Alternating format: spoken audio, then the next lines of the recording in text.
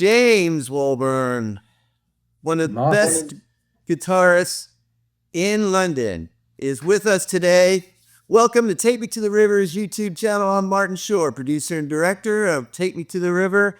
Thank you for coming as we continue to give you the very best in music from around the world, especially the Mississippi Delta, Memphis, the great state of Louisiana, New Orleans, and other amazing musical cities from around the world.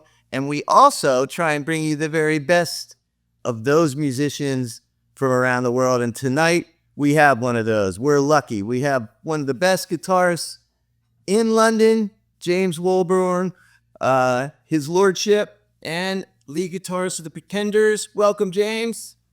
Hey, Martin, how you doing? Thanks for having me. I'm honored to be on this I was going to call it a podcast then, but this YouTube thingy. Yes, it's our YouTube channel. It's our show, our weekly show we have every Thursday. And we are very honored to be able to feature you this week. You know, in our conversations before, we talked about the effect of the Mississippi Delta on you and your playing. And, you know, what were some of the influences that came out of, you know, the Delta, like directly, that really shaped kind of the way you wanted to sound, what you wanted to play?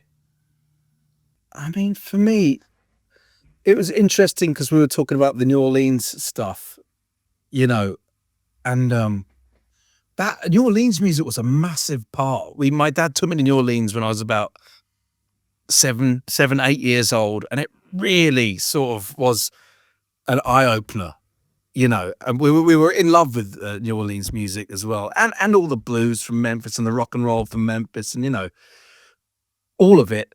But the New Orleans stuff was quite amazing. Like we were sat there, we went to see Eddie Bo play in Jimmy Buffett's Margaritaville bar, of all things. He was doing like some lunchtime thing, and he got me up on stage to play with him. He didn't know I played or anything. It was one of the amazing things that, you know, the only time my dad didn't have a camera with him, of course.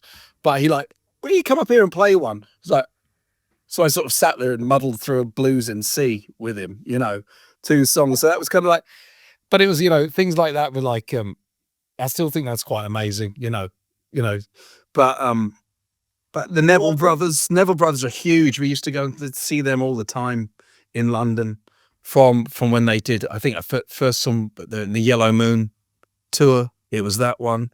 And I saw them up until they sort of stopped playing, really. Neville Brothers, Zachary Richard on the accordion player, all that stuff, Beau Soleil, Buckwheat Zydeco, all that, you know, Professor Longhair, obviously, was one of my favorites. But it's a big influence, all that stuff. You know? It's really refreshing to hear you speak in a way where, quite honestly, I don't hear a lot of UK musicians or music fans, aficionados, whatever, speak in a way like that. They still almost kind of glob that New Orleans thing into the blues, right? And oh yeah, oh God, no, it's not that at all. No. It's not. It's so different. I mean, you know, it's sort of even the folk influence, the English folk influence, you know, from, you know, the Scotland and Ireland and everything, and New Orleans music is very close as well. It's a lot of the songs are very close as well. You know, it's a mashup of everything, isn't it? You know, and then you have the swamp pop stuff, which is, you know, Tommy McLean and all that, which is a whole other thing. Yes. That's kind of, you know, that's like another section of it, which is, you know, but I mean, we do have people here that are really into it, you know, but it's niche and, you know, bunch of nutcases, really, I think. It's very cool to see this being passed down, because that's the only way we're going to preserve it. You know, it's the only way that this generation and generations to come will really know and experience it live. You know, I mean, it seems to be New Orleans is healthy. Louisiana's a healthy culture like that. Yes. Yeah, you know, definitely. It seems to be happening, you know. What's it like, your experience with Take Me to the River? Tell us a little bit about, you know, sort of, you know, James was featured in an early session that we had, and we're, you know, trying to finish up the film, but tell us what your early experience to the river was. My early experience with you, Martin. Yeah. Well, I went into it. I mean, Cody Dickinson phoned me up and was telling me about, this film he was doing. He was mentioning you and everything, and I was a bit, always impressed with Cody because he does so much stuff. I'm always just like, oh, he's got so many fingers and so many pies of these. It's kind of amazing. He amazes me. But when he told me about this one, I thought it was really interesting, and we got together at Rack Studios in London. You were filming. You had a bunch of New Orleans artists. Wasn't that what it is? No, Memphis artists, wasn't it? Yeah. Sorry, my head's. I've come off 7 months of touring now, and I'm a little bit like. So forgive me if I'm an idiot. So we had Boo Mitchell, right? He was on the at the helm at the desk, and a bunch of other guys and the All Stars and everyone. And we had Glenn Matlock from the Pistols, and I asked Spider Stacy from the Pogues to come and play whistle. And we all got in a room and played, really. Yeah, it was. And it was kind of like, that's what I love about it, because in England, really, people don't do that as much. Like, in this kind of thing. I remember Cody used to say to me, you guys don't get together and jam? You never, we used to jam when they came over and stuff.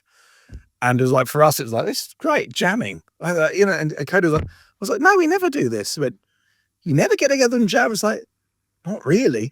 But I know it's in the culture there as well. So it's kind of great with all the sort of English musicians, especially, Spider and Glenn from the punk rock side of things. Definitely. Coming together with all these guys and all these guys and playing what song did they do? Sitting on Top of the World.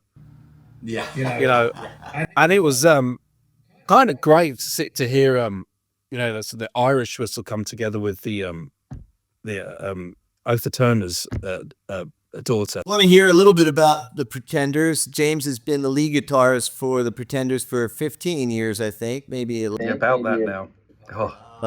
And co-writer on at least 2 or 3 of the records. And what's it like playing with, Chrissy and, just holding up this seminal, legendary band that has, stood the test of time? Well, it's a trip, because it's been a funny 15 years in terms of where the band's gone. When me and Chrissy have started writing together now for the last couple of records, and it's gone somewhere else. And what it's like is playing with her. She's very inspiring in the fact that she never does the thing that you think she's going to do ever. And she's a lot like, she reminds you of someone like Dylan or something. It's always fucking, what's going on now, But the band's always evolving. She never wants to rely on hits, playing her hits and everything, which is, very, very much a thing. Wants to be doing a new thing and always striving, to do something new and going forward, and it's a great thing to see and be a part of, because that's what we all want, really. We don't, there's a lot of bands there of that age and that vintage, just playing hits and going off doing these, I don't know, big places, just greatest hits package, and she will not do that at all, So we basically, after COVID, started the band again, almost in terms of what the songs she wanted to play and everything, So we sort of, right, no, if you don't do any hits, we won't do any hits, and we just did all these old songs and a few new ones, and it sort of revitalized the whole thing, and it's very inspiring person to be around with all that stuff. She does it, to have a career that's lasted, I don't know, 40 years plus, it's kind of, and to still be there kind of at the top. She's definitely at the top of her game. James, You mean a lot because, we want to have the Take Me to the River All-Stars next generation, because we've been relying on a lot of the legacy artists, and we continue to, but, we also know that we need to continue this on. So, you're gonna be a leader there too. So Well, Martin, I'm humbled that you've asked me to do it, quite honestly, and I'll do whatever you need me to do, because I'm a big supporter of this project. I think it's fantastic. thank you for your time today, and Thanks, man. appreciate you as not only as a great musician, but as a great human. And you are carrying the torch, and we appreciate it.